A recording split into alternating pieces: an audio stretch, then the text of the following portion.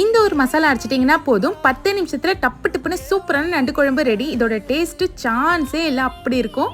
அதுக்கு 2 பட்டை, 2 கிராம்பு, 2 ஏலக்காய் சேர்த்துக்கோங்க. 1 ஸ்பூன் மிளகு சேர்த்துக்கலாம், 1 ஸ்பூன் சீரகம் சேர்த்துக்கலாம், 1 ஸ்பூன் சோம்பு சேர்த்துக்கலாம்.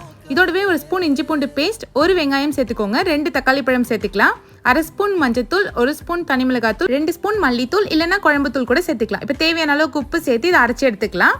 நல்லா இந்த மாதிரி ஃபைன் பேஸ்ட்டாக தண்ணி சேர்க்காம அரைச்சிக்கோங்க.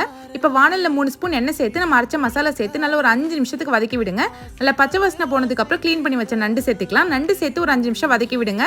நல்லா எண்ணெயிலே வதங்கினதுக்கப்புறம் தண்ணி சேர்த்துக்கலாம். உங்களுக்கு எந்த அளவுக்கு குழம்பு திக்கா வேணுமோ அந்த அளவுக்கு தண்ணி சேர்த்து மூடி வச்சு ஒரு 10 நிமிஷம் லோ ஃப்ளேமில் வேக வைங்க. 10 நிமிஷத்துக்கு அப்புறம் ஓப்பன் பண்ணி பார்த்தீங்கன்னா நண்டு குழம்பு சூப்பராக ரெடியாக இருக்கும். இந்த அளவுக்கு குழம்பு திக்காக இருக்கணும், அப்போ தான் டேஸ்ட் ரொம்ப நல்லா இருக்கும்.